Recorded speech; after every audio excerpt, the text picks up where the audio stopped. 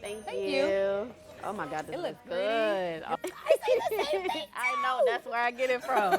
I get it from you. Oh. I can't read and not imagine. Same. They jamming in here. I know They that. really are, no, for real. They really. Go ahead. Go ahead. Okay.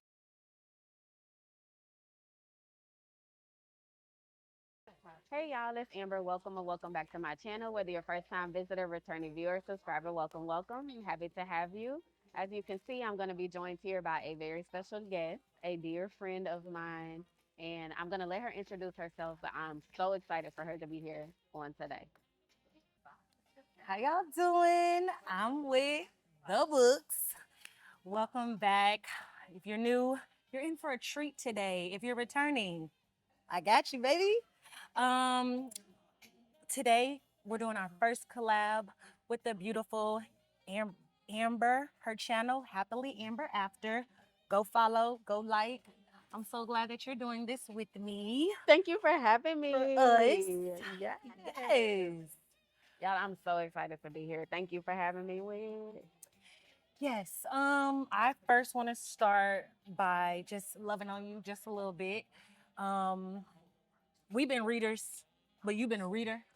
And I want to first just thank you for being a part of my book haul.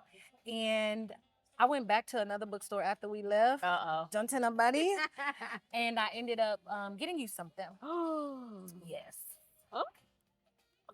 I got you some bookmarks. And well, they're magnetic page markers. They cute. Then I left the bookstore, the overthinker that I am, and I was like, you get her a lot of bookmarks. Does she like or need bookmarks? I do actually. Good. I do actually. Good. Because I was like, I be wanting to get her something different. And then I was like, get her a book. And I almost got you a book. And I was like, no, she's going to give you a list.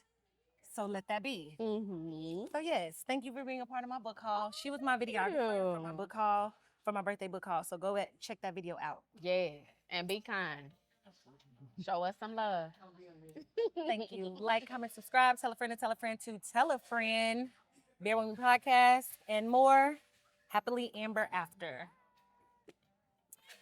So we are here at LitJava, located in Pearland, Texas. Black owned. Yes. More specifically, women. Yes. So we decided what better place to do our collab than in a bookstore that is Black owned. Support indie bookstores, period. Yes. Please. So of course, while we're here, we had to patronize them. They are also a coffee shop.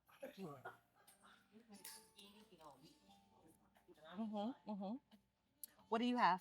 I actually got a strawberry matcha, so I had my cup of coffee for today. I did think about getting one. So I have a strawberry matcha here, and I'm excited to drink it. First sip?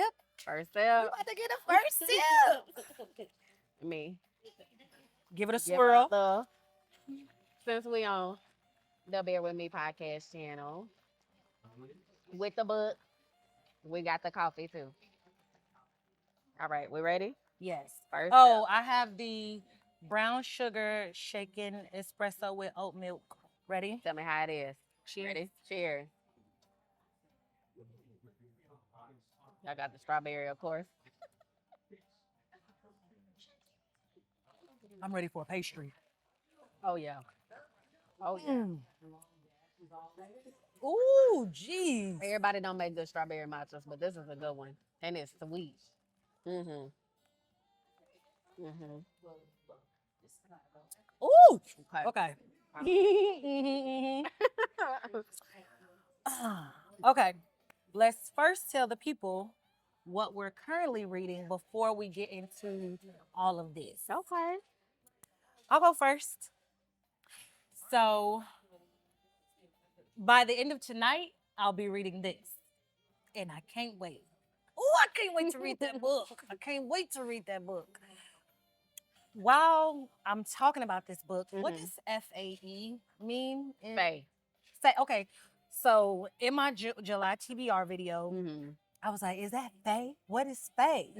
What does Faye stand for? It doesn't stand for anything, But basically, they're like powerful fairies, if you will. Okay. So I don't want you to think fairies as in like Tinkerbell, pointy ears, wings. Fae typically are like magical beings that are like essentially superhuman. So they have greater strength. They have sometimes magical powers. It depends just based on like the fantasy book, but a fae is it's a fairy. Okay. I was so nervous to read that. I was like, what's a fae? And I'm like, is it fae? Is it fae? I don't know. Mhm. Okay. Now I'm not reading it yet, but I will be reading it tonight. But what I am currently reading, Before We Forget Kindness, it is by a name that I don't want to mess up. Toshikazu. One of the owners is here. You want to say hi? We just plugged, Yes, but we definitely always want to just celebrate Black women in business. exactly. So tell the people your name. Hey everybody, I'm Angie, one of the owners here at LitJava Coffee and Books, and we are so happy to host you ladies. Thank you you. so much. Thank you for having us. Yes. It is about a coffee shop that can take you back in time. There are rules that must be followed. You have to stay in a seat, in the assigned seat for the time travel. You have to go during the time that you can only go during the time that the coffee stay before the coffee gets cold. By the time the coffee gets cold, you're gonna be brought back to the present time. Okay. And then there's a third rule I can't remember, but this one in the this is Before We Get Kindness of the Before the Coffee Gets Cold series. I and it's like what I realize is it's short stories, Mm-hmm. and it's like 4 parts. I'm on the second story. Mm-hmm. It's cute, but Before We Forget Kindness, I'm just wondering if I read about kindness at all or forgetting it. It's cute. I can't say. I'm glad I did check this out at the library. Support your libraries because I don't know if I'm gonna invest in this. But it's okay. It's okay. That's okay. It's good, not great. Right. Okay. And hello, our vicious oaths. A warrior princess and a vengeful king from rival Fae courts form a fierce alliance to take down a merciless depot in this journey of powerful magic, enemies to lovers romance, and political intrigue. From award-winning author N.E. Davenport. Can't wait. Fun fact about N.E. Davenport, and this book in particular, y'all. She is actually from Houston.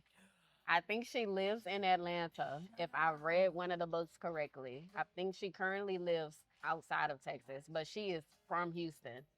Fun fact.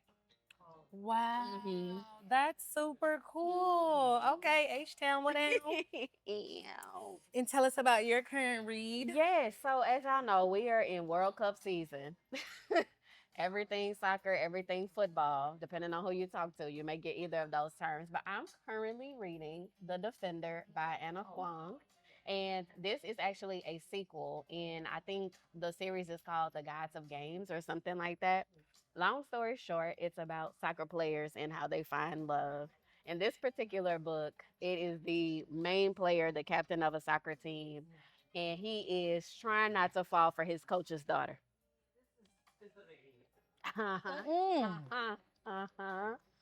So that's pretty interesting. The previous book was actually about this main character's little sister and her connecting with another soccer player that happened to be his rival. So that was a very fun experience. Wow. Hmm. Yeah. How far are you in it, and like, what would you say? What you think gonna happen? I'm about 70 pages in, so not very far. I just started this book yesterday. I do think that somehow the coach is going to find out about this relationship while they're trying to, they're kind of in this phase now where there's like bickering and bantering. We acting like we don't like each other, but you getting under my skin in the best way type vibe. So I think coach is definitely going to find out, and I think all hell is going to break loose, but obviously it's a romance. So Okay. I'm hoping we get a happy ending because there's a third book coming in October. Wow. Wow. 3 books. Okay. Like it. So as we already stated, we are at LitJava. They did in supporting them, we just want to let you all know some of their upcoming events. July 23rd, Behind the Waterline. This is a book talk or a book with the author. So the author will be here. On August 1st, here also at the bookstore, they're going to be hosting another author talk for Nitra Antoinette, who is going to be here to celebrate her new story, Silent Surrender. August 19th, Vanessa Miller, The Ladies Hall, will be another author talk Hmm. and take us home with the next one. And then our August event, because we've made a commitment together that we are going to go to an author talk every month. We're already booked through August now, so I guess we'll start looking for September soon. Anyway, so in August, late August, I did not catch the date, but we'll make sure to add it August down 20th. below. August 20th, yes, thank you. So on August 20th, we're gonna have Ty doing a book talk here for her new book, Madly Driven, and that is going to be the event we think we are going to come to. And by think, I think It's for pretty, sure. it's like 70% locked in. Mhm. So yeah. I'm excited. I am too. Let's get into it. Yeah. Let's just go ahead and Yeah. get into it, friend. Yes, I'm ready for it. Okay. So if y'all see me looking down, it's only purely because I'm looking at my notes. Yeah. So we this came about. I had called her one day and I was just talking about my book content and what I wanted it to do and what I wanted to be in just more creative ways. And I was just like, we should collab. And she was like, yeah. And I was like, okay, what we gonna talk about? And we just started thinking about everything and we just settled on just like a reader's journey. So much of this is gonna be a conversation. So we're gonna look at the camera, but we also just gonna be looking at each other. But we're just really gonna share with you all our reading journeys because the BookTube community, the Bookstagram community, the BookTok community, it is growing in a way that I didn't even know. Like now I'm here and I'm just like, hi guys. And I love it. And so we just gonna share our journey because every reader's journey is very different. So kick us off, Amber. How do we know each other? Well, I think that's important. it is important. We are coworkers turned friends. I say the same thing. I know that's where I get it from. I get it from you. Anyway, y'all, we were on the same grade level together. And when I came in, it's just I don't know. I don't really remember too much like our introduction, but I remember thinking like I like her. I like her. We were in the T Shacks, I think. Yeah. My very first year because they were building our school brand new. The school at the time was being built, and so we did our professional development in the T Shacks, and the rest is history. We're co-workers turned friends, literally. Yes. I done been there. Baby girl done growed up. And when I say growed up, like I've been to her wedding, I've been to her baby shower, I've been so much a part of her family, like, and I love it. And I'm very, very much grateful for our work relationship because you want a Black woman that know how to work, that know how to plan, that is organized, that is just beautiful. And Amber, that's what you are. That is what you are. So that's how we know each other. Amber's the one who put me on to reading, like to where I'm at. And I was thinking and being reflective, like, I guess I've kind of been a reader my whole life. Like, I remember a bookshelf at my dad's house that was filled with books. More specifically, I remember my dad and stepmom, they made a book for me. So at the time, fun fact, I was born in 89. Little Mermaid came out in 89. And they created a book for me. And it was based around the Little Mermaid. So like my name is, I'm the Little Mermaid. And then my sisters, because I have a younger and an older sister, like it was, and my godfather, he was in it. Like it was a super cute book. And when I go home, I'm definitely gonna find that book because I need to let y'all know. But that book is a part of me. And then just kind of, I didn't really read a whole lot outside of what was required in school. I'll also say, unfortunately, where I went to school, I remember doing book reports, but I don't truly remember being immersed into reading. Mm. Then we get to high school. I only read what was required, Mhm. but that is where my love for Greek mythology came. Okay. I'll never forget Survey Lit. Well, Survey of Literature was the name of the course, Mm-hmm. but just reading that section of Greek mythology, I was like, oh, I like this. Mm-hmm. Then college, I mean, every book you learn in high school got undone. And so I was just like, especially the history classes, I say, oh, that's not what happened. Mm-hmm. Tell me more. And so that is where I slowly kind of started reading. I was going through my bookshelf and I found 2 books from my college bookstore. Nice. And I was like, I wonder can I buy these back and how much money I get for them. But I also like the books that they are, so I'm gonna keep them. Mm-hmm. Then we get into The Educator, Mm-hmm.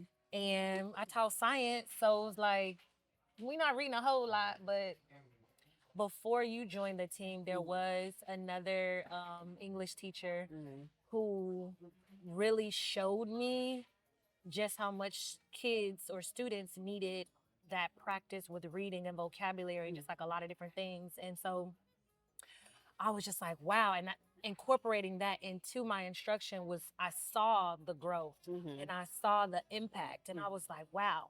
Then I met you. And y'all, funny story. We on our way to a field trip. I forget what the field trip was, but we was on our way on a field trip. Amber got a nice little tote bag. And I think she had more than one book in the bag with her. And she was just on the bus reading her book. I'm like, what? And nosy, I was gonna say inquisitive, me being nosy, I said, what you reading? She was like, oh, and I wonder if you remember this book or I still have the book, but it was a retelling or I won't say a retelling, but it was the villains' stories. It was like a series of the different Disney villains, but their stories told from their point of view. Mm-hmm. And I was like, so one, it was Disney. So I was like, that's another thing we got in common. We love Disney. Yes. So that intrigued me that it was Disney, and it intrigued me that we was on a field trip. We finna go have fun, and she reading a book. And then for the most part, whenever there was a bit of downtime, which ain't often, Shorty just reading. And I was just like, reading. And then 2020 happened. And the song throwing me off. Yeah, no, for real though. I was thinking it in my head. Yeah. Focus. 2020 happened. And we were mid-school year, so that was March, shut down. Mm-hmm. And I don't know why, I don't know why, but I was like, I want to do more reading. And I pushed myself that summer to read 5 books. I ended up reading 4, but I felt good. And that new year, we were still virtual. Mm-hmm. And the organization that we had founded on the campus did a virtual vision board, New Year vision board. Mm-hmm. And because I had read in the summer and I was really enjoying it, I put it on my vision board to read 1 book a month. So 12 books. So you're going from a girl who read 4 in 3 months to 12. I'm like, oh my God. But Amber, being the amazing woman she is, super supportive. And I was like, yeah, we're finna do this. That year, I read 8 out of those 12. But that literally was kind of like the takeoff. Life happened a little bit, kind of slowed down on the reading. But now we're back. Yeah. And that's where we at. And I have Amber to thank for her. Oh, fun fact, she read 125 books That year. that year. The year that she was reading the books on a field trip. Yeah, that was a good reading. I haven't missed that since. Really? Nowhere close. Wow. Nowhere close. That is a record for me. Wow. I've Okay. tried. I've tried. Where I've are tried. you now this year? This year, this is book number 30.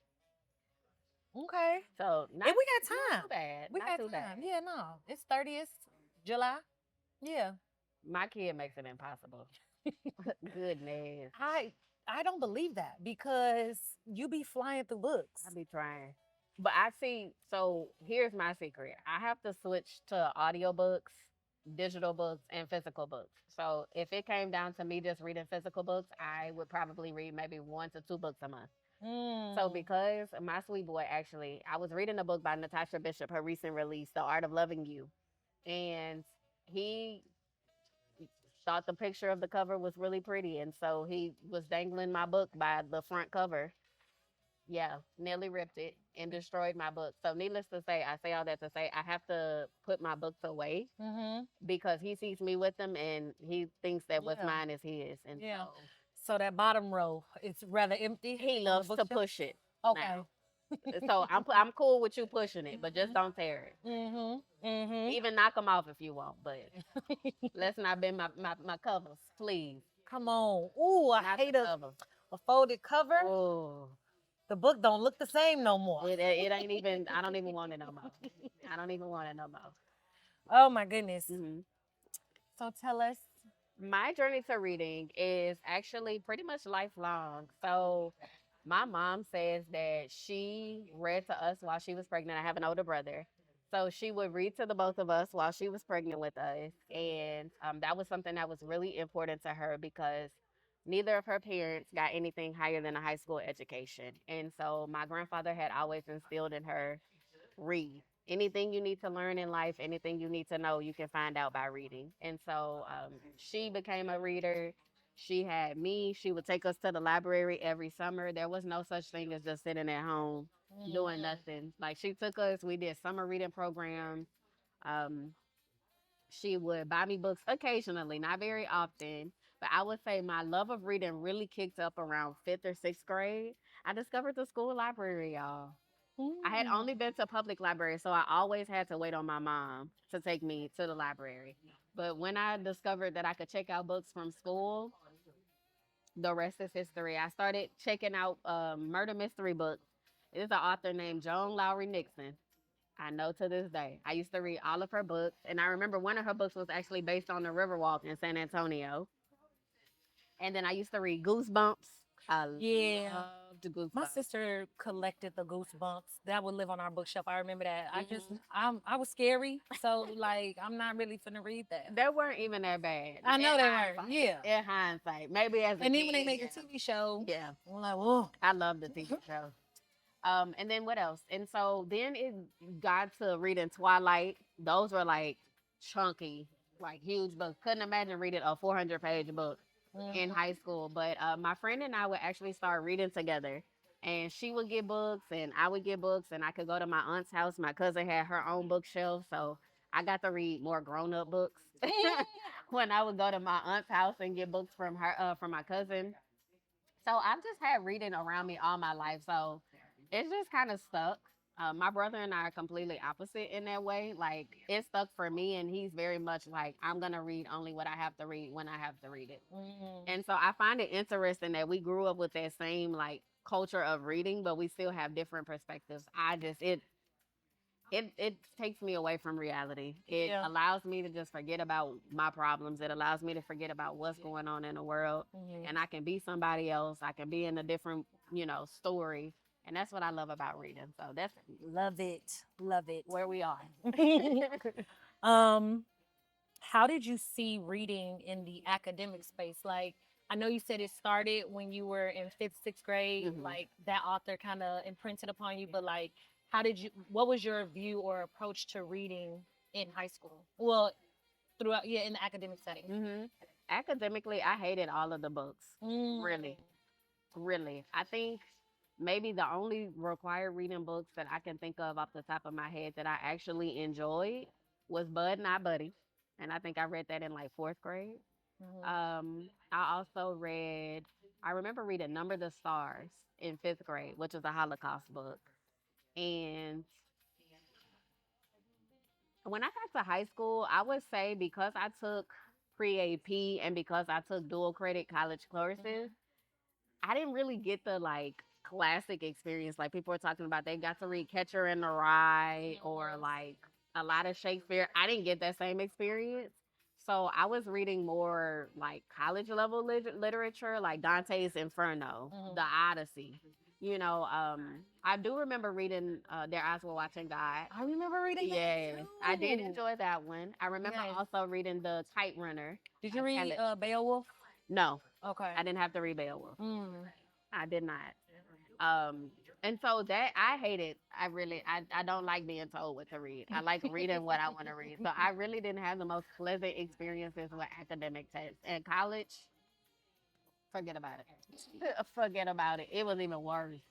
What, like worse when you say worse? When you take the English courses, like it's very much like old Victorian English text that you have to translate even though it's in the language you speak. Like Mhm. old English and today's English is not the same. Mhm. And so for me, if I have to translate and look up every little thing to understand what I'm reading, it's not an enjoyable experience. Now there are a Bring some of your couple matcha. yes, there 'Cause- are a couple exceptions. Like the New Jim Crow is a book I got to read for college. Mm. Loved it. The Color of Water by James McBride, loved it. Books like that, like the Mhm. memoir type books, I loved. But literature itself, I'm actually not a fan. Okay.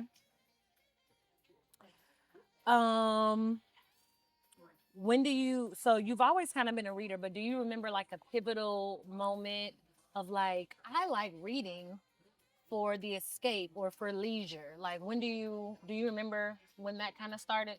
Yeah, I would say COVID. Oh, really? COVID. So I've always been a reader off and on, and I get into like I guess now the term for it is like reading slumps. I didn't know what that was back then. I just know I'm not in the mood to read, and if Yeah. I'm not in the mood, I'm not gonna read. Mhm. And so I would say COVID is what when I had bored in the house, kids weren't getting online to do the work. So what am I sitting on here talking about I'm doing office hours for? I would say y'all for 1 hour in the day, and the other 23 were fair game. So I think that's for me when I realized that reading could be an escape, and reading was something that I took full control of. Because Mhm. being an English teacher, I still had to read literature. I still had to read books that I didn't want to read. But I got comfort in knowing, okay, I have to read that, but guess what? I choose to read this. So, Mhm. So that choice. yeah. Yeah. Okay. Let's talk about the bookish area because oh my goodness. Um, when did you realize like, oh, I want to start doing book content? Because I remember once I started following, hmm I'm the type of follower. Once I subscribe, I'm locked in. Okay.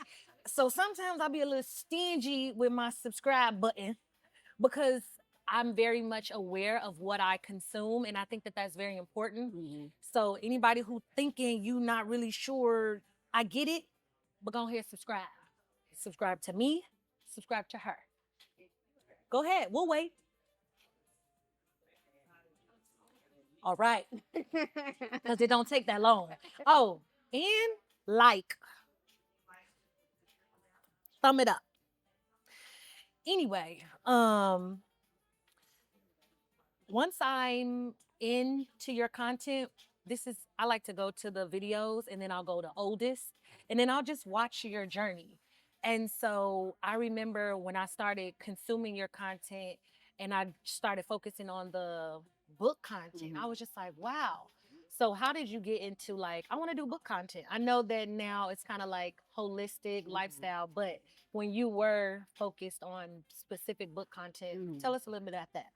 Well, honestly, I don't remember my start with the bookish content. I do remember that I just decided one day I want to do hauls. I would get on YouTube a lot and I would watch a lot of makeup videos, actually. Funny enough. And the eyes stay. Like I wanted to do me a little, but she got it. She got it for the both of us. She got two eyes. I got one. She got the other. But anyway, so I wanted to just show off my collection. I wanted to show off my books that I took pride in And getting. it's beautiful. It looked like this. Low key. Low key, I was saying, I was like, dang, I feel like I'm at home.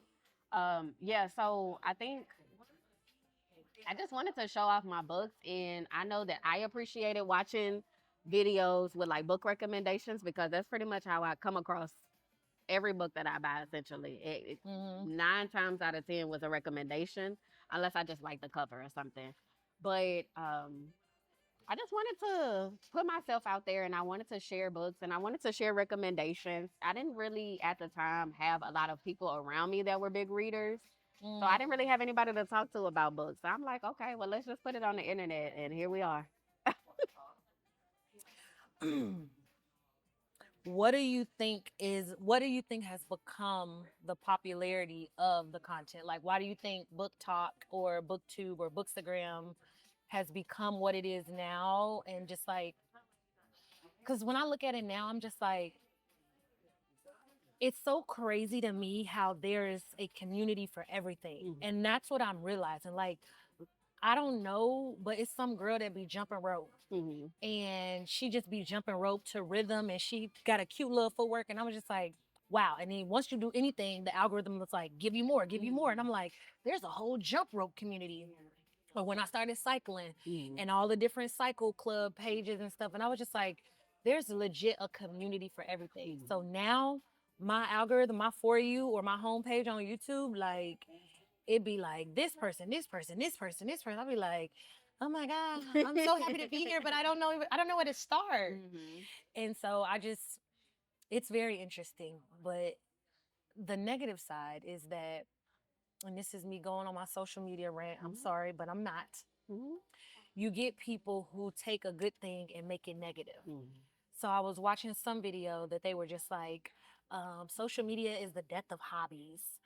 And basically any hobby that people have and they start posting about it, it becomes kind of like a money grab. So like they talked specifically about coloring. Mhm. And like now you got to get these marker sets and you got to get these coloring books and you got to get this, and like everybody don't have that luxury, and it kind of creates that urgency to kind of buy Mhm. and stuff like that, and it kind of takes out the fun for it. Mhm. And I was like, I can kind of see that. Yeah. And then I think about it in relation to books. Like, there's so many books, Mhm. but if you only constantly see the same 6, 7 books, Mhm. you don't know what. Like, it doesn't highlight other authors Yeah. and give them a chance to showcase and just kind of get themselves out there. So that's when I be like, support everybody, Mhm. because I'm sick of seeing The Cruel Prince. Have you read it? No, ma'am. And No, I'm ma'am. sick of seeing, was it Powerful, Powerless, Oh, Fearless, the Powerless the series. Powerless, Yeah. yeah. I do have that. I've not read it though. So I'm interested in that one, but not The Cruel Prince. The Cruel Prince just, I can't. I'm also just a person who's very hesitant to just jump on. Mhm. Like, you're not finna just get me because the same. No, give me something different, algorithm. But yeah. Anyway, um, which is a great segue into hot takes. Ooh. What are your hot takes about book talk? Like that community and just like all of that. Like, what you feel about book talk? Okay, hot takes. Mm-hmm. Hot. These are iced. I want this hot. Okay. Mm-hmm. Well, we're gonna melt the ice. Mm-hmm. One thing that I think Book Talk does a terrible job of is promoting authentic reading. Mm. Reading is supposed to be fun.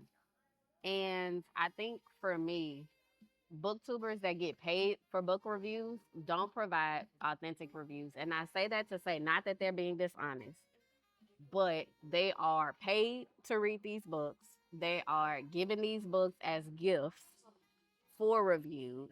And I'm speaking also as a person that gets books in advance, digitally, not physical, but holla at me, publishers. Check out my girl.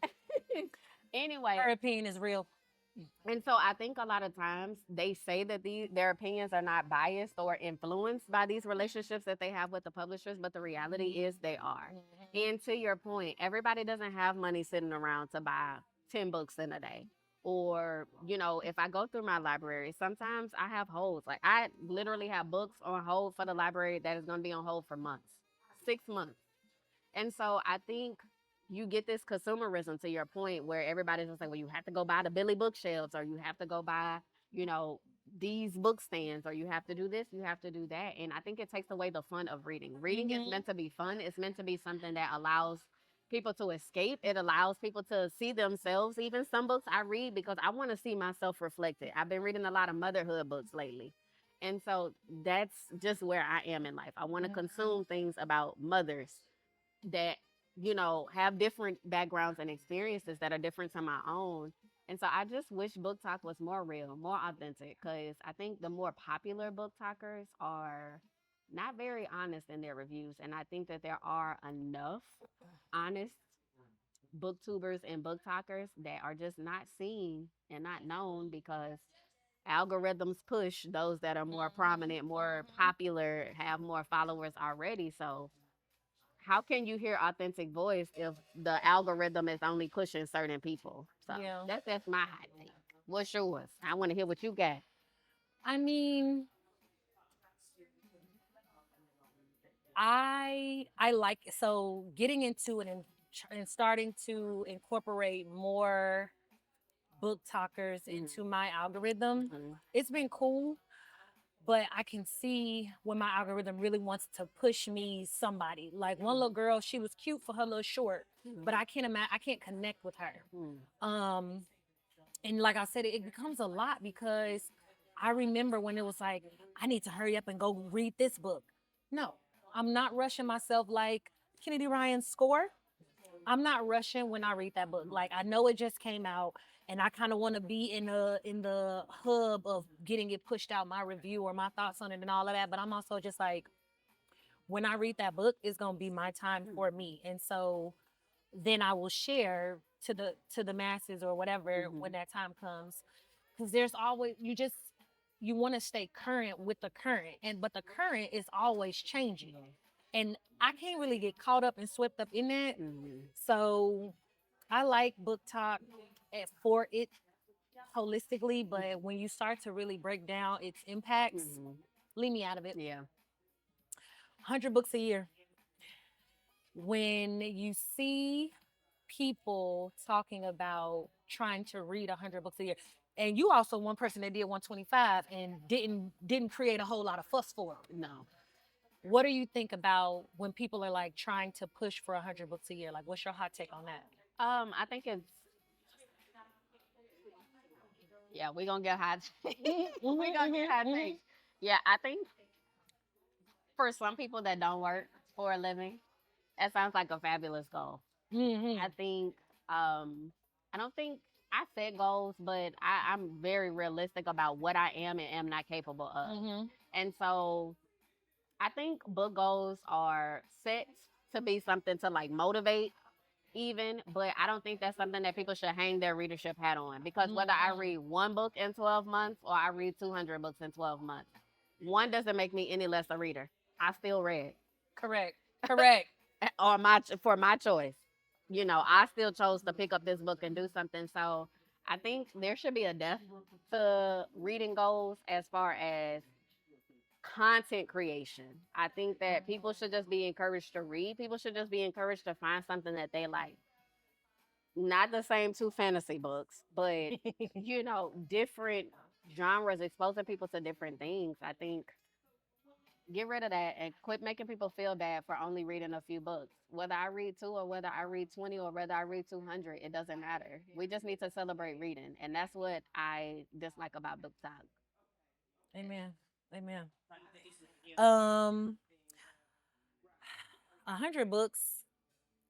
Again, like you started off saying, for people who have that time, go off, do you. If you can get yourself immersed in 100 plus books in 365 days, that's you. But what we don't have to do is make other people feel bad for not reaching that. Exactly. And I think that that's what it kind of be like. Shout out to your 30, okay? I'm very impressed that I've read 4 for the month of June. When I went from what? Like, when the last time I read before I started doing this? I can't even remember. No, I've been reading the same 2 books for the last 2 years. They are not DNF'd. They are just, I'm going to revisit those books because one of them is my favorite author. And the other one, I just got to really immerse myself. I might need to listen, do an immersive read, and add that audio. Because now, if I'm gonna be honest, at one point I was like, I don't really like audiobooks, like, but I did the audiobook with Bell Hooks Communion. Girl, this the this the part about an audiobook. And maybe it was that type of book because I was like, wait. And then I'm like, wait, because now I got to go back and highlight. And you still reading on the next piece. Pause, Belle, pause. It wasn't narrated by Belle, but it was Belle talking. Those are her words. And so, like, for me, an audiobook, now I see the power or the impact of an audiobook. And now I'm like, wow. And I also kind of liken it to like when I listen to podcasts. Oh, you just talking. You ain't talking back to nobody and you telling me a story. Yep. And as a person who likes to tell stories, I like to listen to them too. And so I've since opened my not understanding but appreciation for audiobooks because at one I was like, because I think the synapses that occur when actively reading and processing feels different than just listening. But there is still a level of comprehension that happens, and now I see it. Yeah. Now I see it. And then being truly understanding of and inclusive, I could see how people talking about audiobooks is not reading ableist. How you feel about audiobooks? Love them. Love them. I always advocated for them. I actually used to get judged a little bit because I would prioritize using audiobooks in my reading classes. I got sick of hearing kids stumble over words and stuttering and tripping and being too afraid to speak out loud. And I wanted them to understand, like, it's okay to listen. Like, it's okay to consume by, like, reading and listening and taking multiple approaches. So I love audiobooks. I typically don't engage in immersive reading very often. Sometimes with fantasy books, I will if it's like a really action packed, and I'm just like, okay, hold on, let me switch to nonfiction Audible, and I got to wait till I can see the book too. But usually, like for nonfiction books that are a little bit longer in length, I tend to use my audiobook, and I'll read it physically or digitally. But I'll like, and if I'm on the road, I'm listening either to a podcast or audiobook. And I also say too, like Bell Hooks was the first book that I did the audiobook on. Bell Hooks Communion. And oh my goodness, I can't wait to get those other two books. Oh, it was so good. Oh, it was so good. When I tell you it was highlights in there, you know how like when kids will annotate and it's like they didn't highlight it every, it's like, well, what's important? Because you didn't highlighted the whole thing. It was almost that for me. I said, Whit, you got a lot of lines on here. So I was like, pause. When we're highlighting, what are we trying to highlight? And then I like pushed myself to kind of give a response to that section. So now I got I got stuff written in the margins of the book. I was like, oh, you don't really leveled it up. Okay. I found that in reading that, like it's a short read, but when I sat and I would just read, I didn't read as fast but with in comparison to the audiobook. And I was like, am I processing slower on my own? Like it was a moment of like, what is going on? But I was like, well, at the end of the day, you're reading, you're enjoying it. Exactly. Who cares what about what? And this is your time. So yeah, I like audiobooks, and I think I'm gonna definitely do a little bit of audio when I read Our Vicious Oaths. I think I'm gonna do that. Good. I feel like that's always a good rule of thumb for fantasy anyway. I always listen to fantasy on Audible. Audio. Because it's not necessarily through them. Audio, I always recommend for fantasy because it just allows you to, one, get through these difficult names to pronounce. These random kingdoms, but I think most fantasy books typically have like dual perspectives, and so you get to hear different actors and different voices. Like it's entertaining. It makes it better. I think it makes for a better reading experience. For fantasy and nonfiction, I always recommend audiobooks. Okay. Well, I actually have some hot topic questions for you. Okay. We're gonna get into a little tea, a little juice, if that's okay. Let's do it. Let's reading edition. Reading edition. Okay. Well, yes. Let me hold on. Let me get myself together.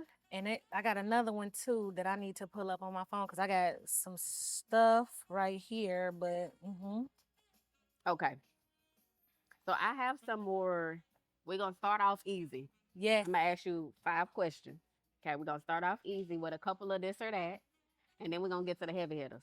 Okay. Okay, so let me know when you're ready. Born ready. So you read romance, right? I do. We've been getting into the romance bag. I'm a romance girly. So we Never gon- thought it, but Hmm. then I be thinking about it like, girl, you sensitive AF. Why wouldn't you like romance? You love rom-coms. Well, that's true. That's fair.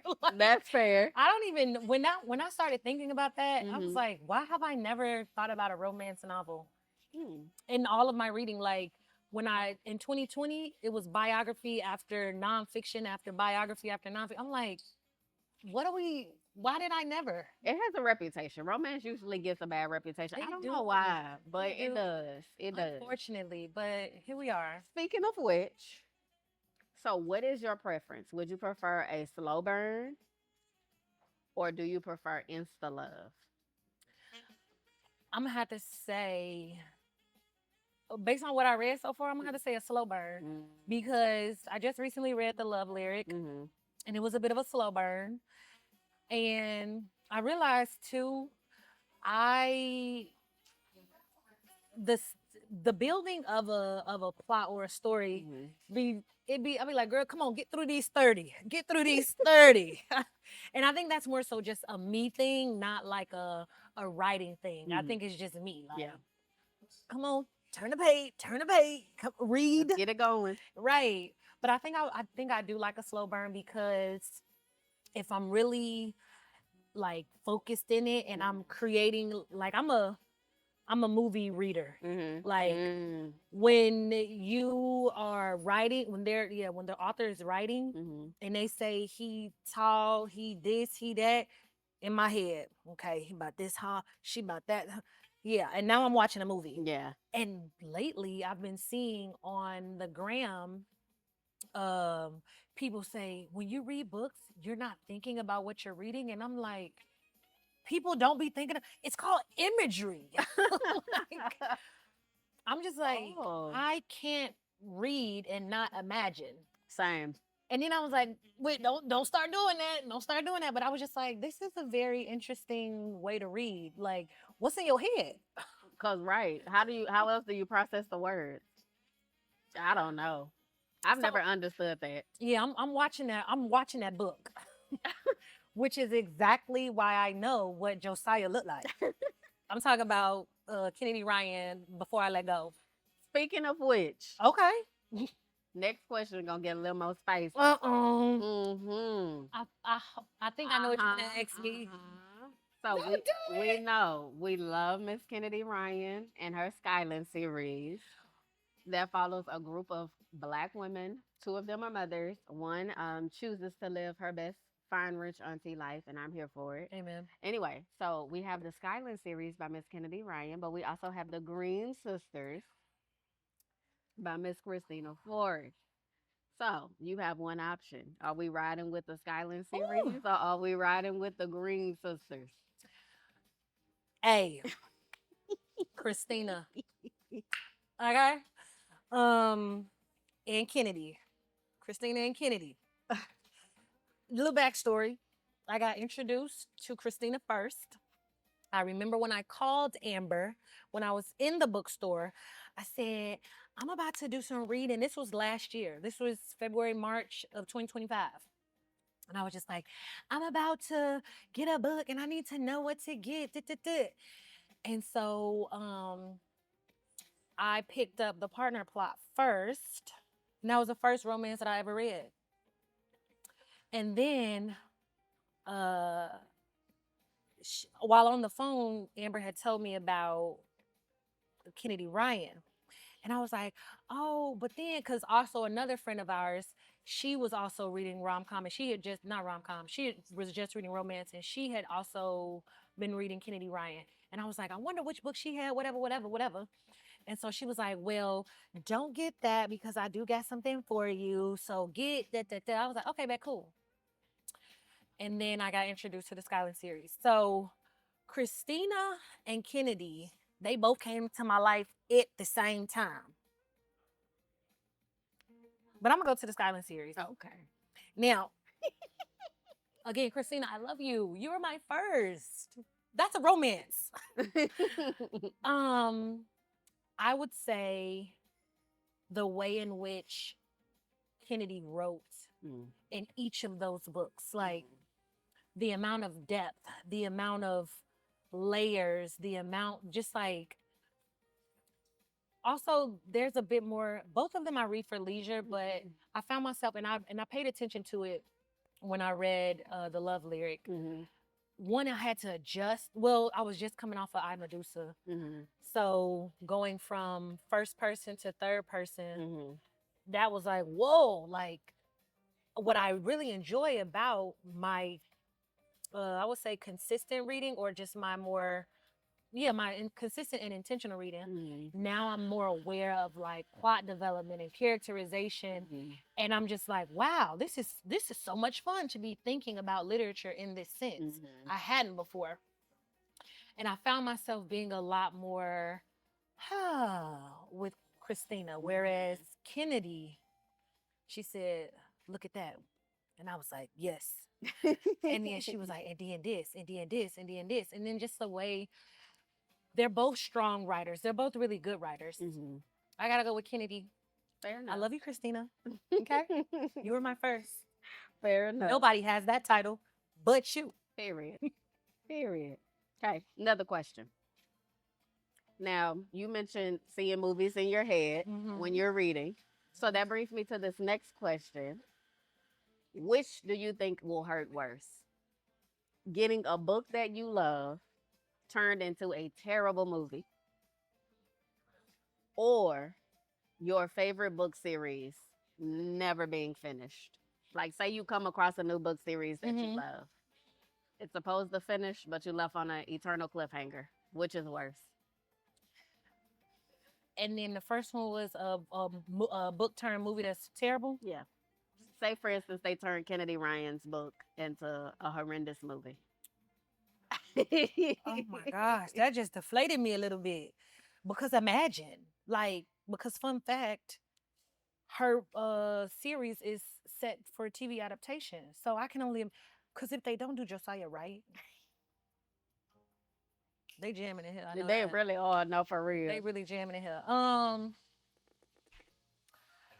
But I can imagine that I wouldn't mind it if a series ended off and never got picked back up, because you could savor into the goodness of what was. And you could ask yourself, what if, but life is a lot of what ifs. Go ahead and make that movie trash and piss me off. because now you done put it, and now I can't get rid of it. Mm-hmm. Yeah. And I ain't got no money behind it to make it better.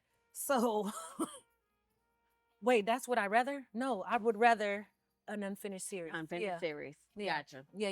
I think I too would rather an unfinished series Yeah. because how do you mess up a good book in the movie? The movie should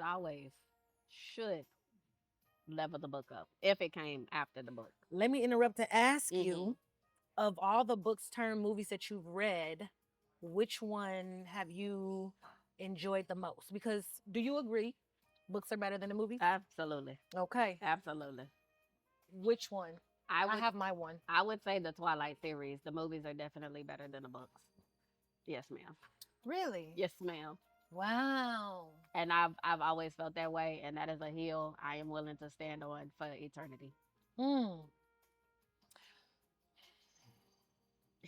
Uh-oh. I'm bursting for impact. Because, like, once I put it out there, it's on it, and it's on the internet. This is living forever. Uh-oh. Because I'm also trying to remember how many books turned movies have I watched, and what was sitting in my head initially. And then once you said what you said, I'm just like, wait, I didn't even think about it like that. But I would say, but see, I don't truly think that it's better. I think that it matches in a decent way. Okay. The Hunger Games. Oh, okay. The Hunger Games movies were just as good as the books. The books did edge them out. But I think when they did Mockingjay Part 1 and Part 2, once you got to Part 2, it tinkered. Because the way in which I saw Peeta transforming in those words and how he transformed in the movie. And when I say transformed, I'm talking about when they had held him captive and was messing with his psyche and all of that. Like, it was depicted really well, but it was written even greater. Have you read those? It's all right. We gonna leave her alone. We gonna leave her alone. We gonna leave her Well, alone. spoiler alert. Actually, I picked The Hunger Games as one of my July books to read. So I'm actually going to get my read in July. Mm-hmm. Okay. Okay. All right. All right. All right. Speaking of book reviews, in your opinion, because I mentioned this earlier, that book reviews are something that like bothers me with book talkers, because I feel like they give like thorough literary analysis of books. Like, did you like it or did you not? That's all I care about. I don't care about you talking about the author's word choice or, like I'm not trying to correct their writing. I'm not here to be an editor. I'm here to be a reader. So for me, a book is That's a well five-star said. book if I loved it. I don't necessarily have to reread it, but it's a book where I'm just like, you know what, gosh, I'm thinking about this book next week. Like there's a book I read a few weeks ago called We Used to Live Here. It's a horror novel. Living rent free in my head. That to me is a five-star read. Now, did I like the writing? Part of the plot was slow in my opinion. But it's still a five-star book. I'm not gonna give it a 4-star because I didn't like how 20 pages made me feel. Like it's too analytical for me. So with that being said, based on your evaluation system or your rating system in your mind, do you believe, what do you, I guess, define a 5-star read as? Mm. So, one, I'm still kind of fleshing out how I give stars because I like what you just said. I'm here to read, not edit. And I was like, wow, because I didn't really think about that. But I definitely thought about when I do start doing my reviews and wanting to give ratings, I wanted to approach it from that perspective a little bit. Like, how was the writing? How was the characterization? How was the plot? How was it this? How was it that? But when I truly think about if I recommend something, and then if it's a 5-star, I think about more so the feeling. So all that stuff that I'm just talking about right now don't even really matter no more. I definitely think while all the books that I kind of think are 5 stars for me right now, would I reread them? I ain't reread none of them, honestly. But that's because there's so much more stuff that I want to read. And it's like, I know where that went. And I had that moment. And then I'm also wondering if I would still feel the same way about a book if I reread it. Like, would those feelings still give me the tingles? And we're going to find out because we are rereading Wild Seed by Octavia Butler. I'm going to reread that book. Okay. That was my first book I read of her. That book was good. Anyway, I like to be 5 stars. I don't want to put it down. Okay. I gotta pee. I don't even want to go pee.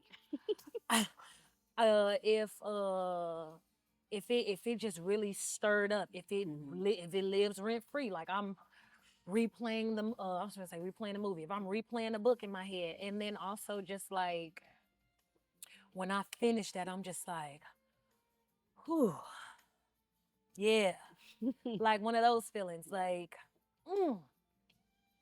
So that's what, and I think a 5-star book for me is going to pull on me emotionally more so, and mentally in a way that's like healthy exercise. Okay. All right. I'm here for it. So last. Before, I want to hear what you guys say about that because that was a good question. What with the 5-star? Yeah. I think yeah, definitely. I think something that resonates with me for whatever reason.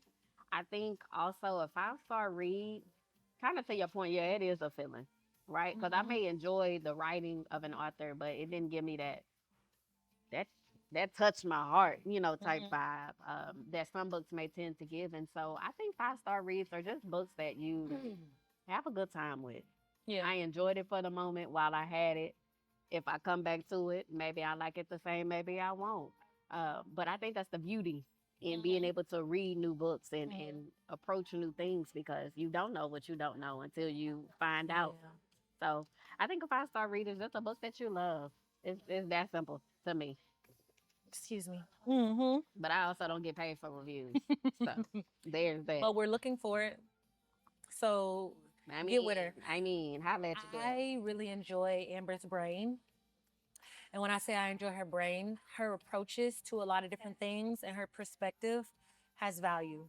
So, assuming that this video is not assuming, speaking into existence that this video will go viral and it will be shared and liked and all the things, you want her perspective. So, authors, publishers, check out my girl. I appreciate that plug. I appreciate that. I'm not gonna cry because I ain't putting no good lash glue on today. So And the lashes are lashing. Thank There were a few times I was just looking at you and then them. yeah, yeah. And I was just like, oh, I love them. They, they. I didn't have my more simple lashes. I gotta go buy me some. All right. Last question. One thing that is really significant, I think, to me is the power of book recommendations. I think that a lot of people claim that they're not readers, but they just haven't found books that pique their interest or books that they like. So I'm really big on reading a lot of genres and reading a lot of books outside of my comfort zone so that I am able to give other people recommendations. Sometimes it works out. Sometimes I have to DNF because I will DNF. Mm-hmm. She DNFs. But my question to you is if you have just one book that you would recommend to readers, what one book would you recommend? And I'm gonna have to think on this too, y'all, because you would think that I would have an answer prepared, but I haven't. I haven't even thought of my own answer. Mm-hmm. So,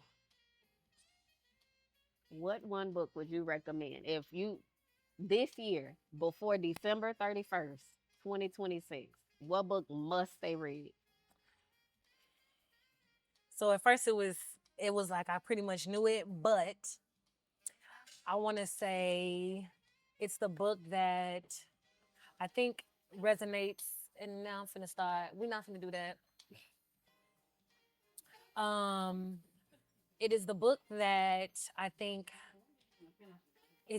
it transcends age, and it also transcends time because at any given time, this statement can hold true for you. But it's I Medusa.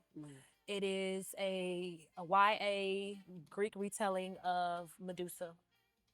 And at the very end, Medusa realizes that like her purpose can change and what you think you are set to be and become and your purpose in life, it can change at any given time and for any different reason. And I think that like that's what people have to not what people have to, but that's what people should learn about themselves is like where you are when you're 20 and what your purpose is right then might not be the same when you're 30, 40, and so forth, and 25 or even a year from now. Because I mean, in the last 365, baby, if somebody would tell me that this is where I was gonna be today, I'd been like, what? Get out of here.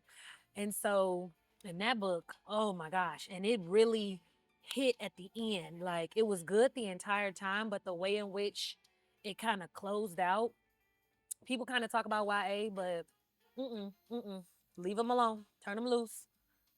So People, yeah, people sleep on YA. it would be I Medusa. Okay, hmm okay. by Ayana Gray. Come on, author's name. Yes, hmm ma'am. And I will be following up with the rest of books, some more books. Y'all, she actually like responded back to me on her IG. I was like, oh my god! And so I'll be reading Beast of Prey. I think. Oh, yeah. That's on my TBR. Well, I ain't got it yet, but yeah. It's right behind you, actually. Where you see Oh, that? no, it's Beast of Ruin. I think that's the second book in the series. Oh, I see it up there. Yeah. Mm-hmm. Mm-hmm. Oh, cute. Ooh, what book would I recommend?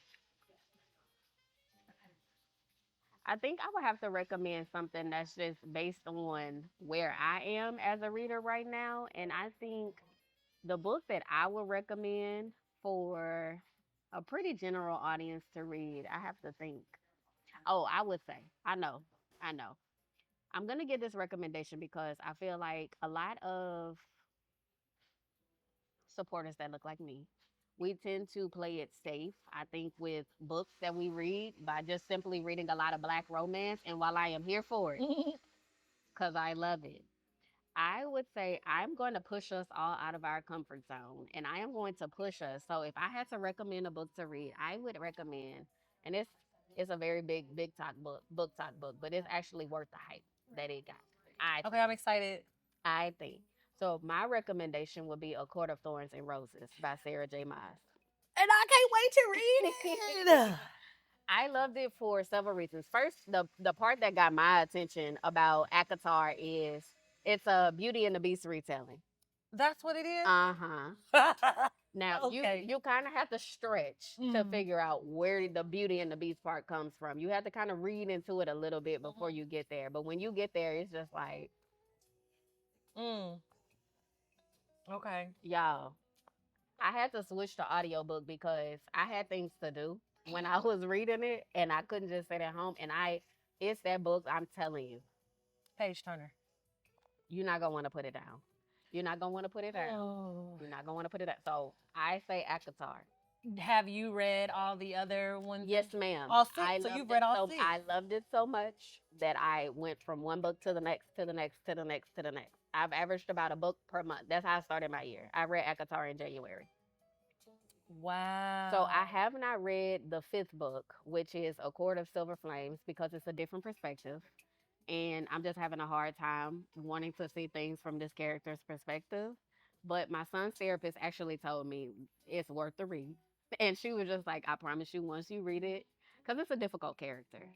She's the oldest sibling. I'm the youngest sibling. So I can't really relate to that dynamic of being like the oldest.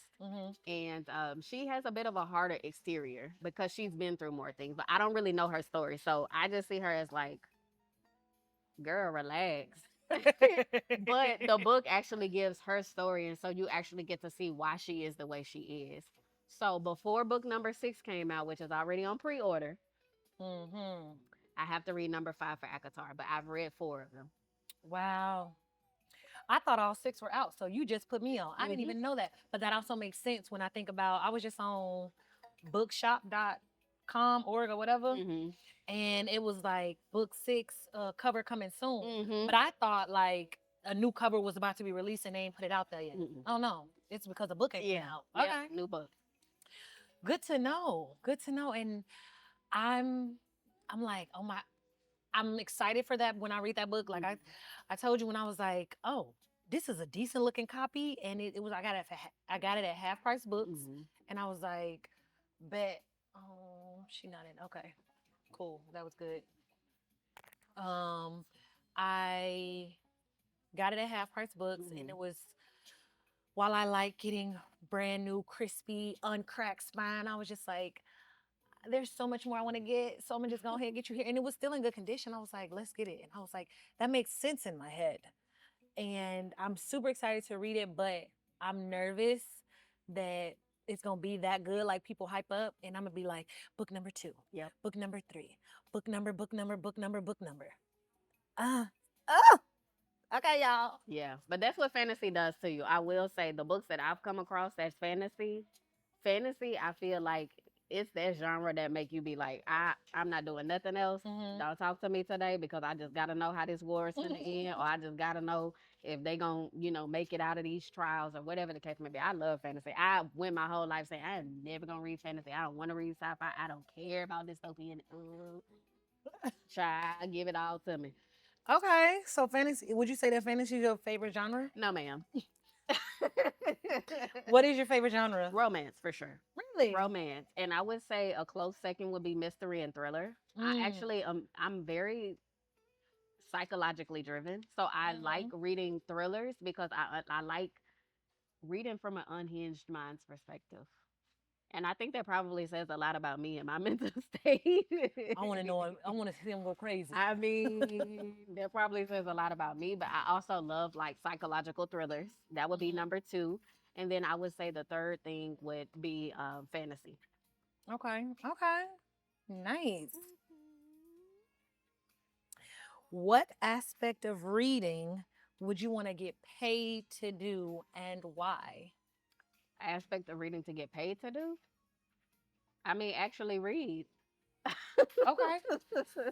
And without having to give an opinion, without having Mm. to think about like what the experience of reading is like. I just Somebody want to was just be like, paid. Amber, here go $50, read. Baby, how much time I get to read?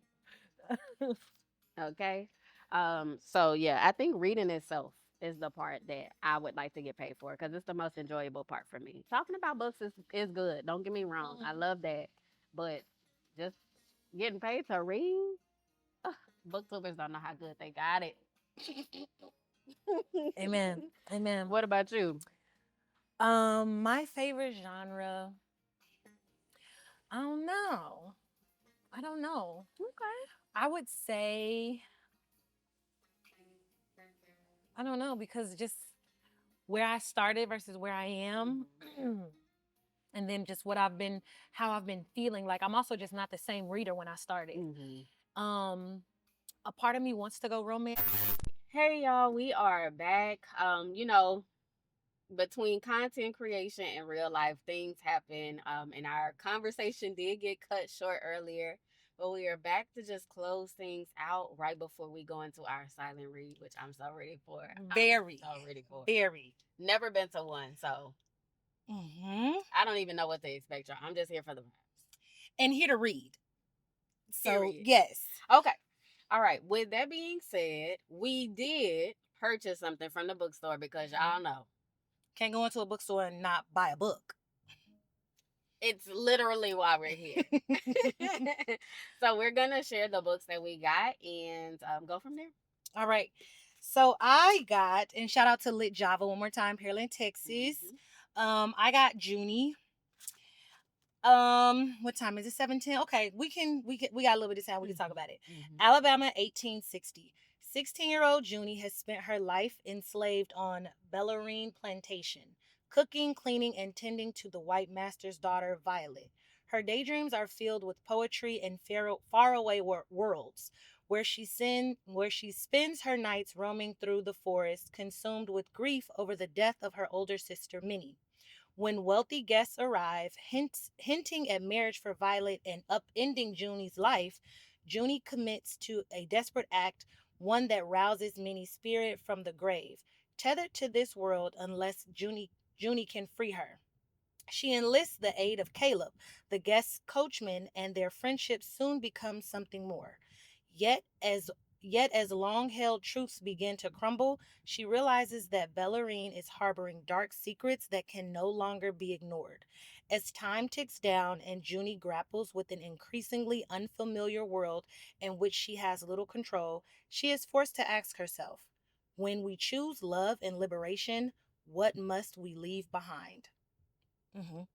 And that is Junie by Aaron Crosby Eckstein. Or is it Eckstein? Eckstein. We'll go with Eckstein. Yeah, we'll go with X. So I'm excited for this Yeah. historical fiction. That's what this will fall under? Yes. Historical fiction. But it also sounds like it's gonna be genre bending. Yeah. 'Cause there's a romance aspect, and then it sounds like there's kind of like a magical realism. Like you're able to get your sister's spirit here. Yeah. So Yeah. it sounds really good. So you let me know how that read is. I've heard nothing but great things about Junie. Yay! And what did you get? Okay, so I myself got The Love Simulation, and this is by Etta Easton. She is an H-Town author. Hey. And this is, funny enough, I have another book by this author called, I blanked right now. We'll figure it out and we'll put it in there. Yeah. Put it right there in the middle of the roof. The Kiss Countdown. There we go. It's called The Kiss Countdown. And I know that was dealing with an astronaut and somebody else. But this particular book, we have a vice principal and a science teacher that are competing for a grand prize. However, while they are competing with one another, they find themselves more drawn to each other.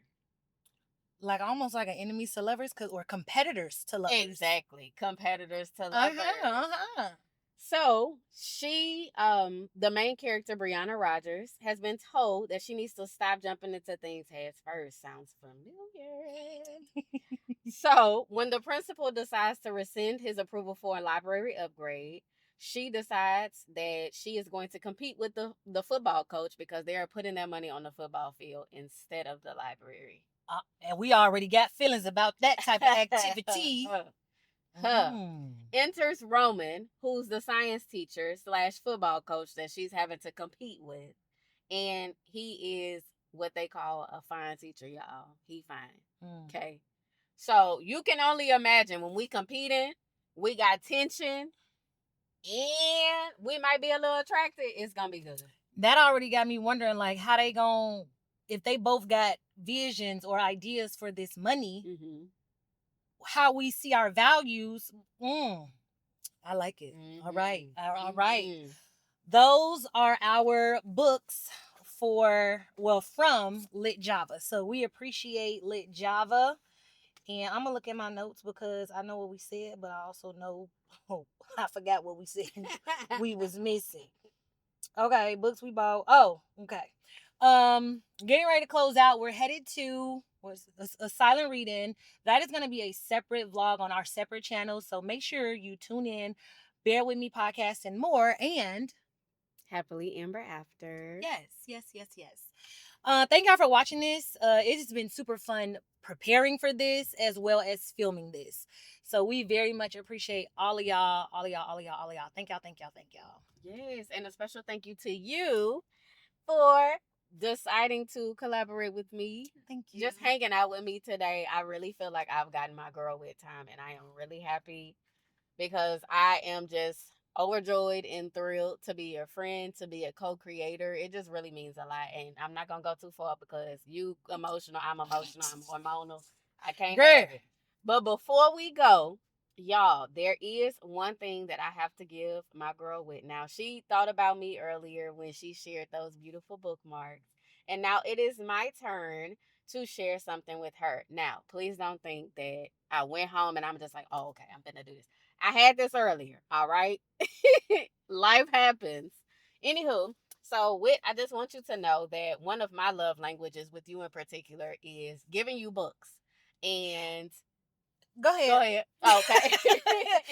Because okay, you gonna go? I'm gonna go. You can go. Okay. Go ahead. Because when I was rearranging my my bookshelf, I was looking at all of my books and I was like, Amber has been pouring into me in my book library for so long, and I was just like, I love her, and I wanted to tell you then, but I was like, I'm gonna save it, and then it just never really fell into the structure. But like you saying that reminded me, like, no, give her flowers. So yes, God damn it, okay, okay, as you were. I'm sorry. It's okay. So yes, yes, it aligns. It does. It does. And so we're gonna add to that collection.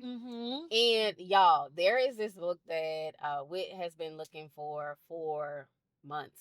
I think at this point, when you were ready to get it last, the store didn't have it for whatever reason.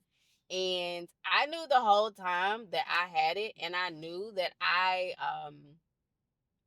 knew once I read it that this would be a book that you would love and appreciate. And I don't think I'm gonna appreciate this fully. So as you can see, it still looks practically brand new. So I am gifting you Church Girl. Thank you. We're gonna add this because there is never a need for me, in my opinion, to be selfish holding on to books or anything actually that someone else can appreciate better. And so I think that you are going to give this book a phenomenal home.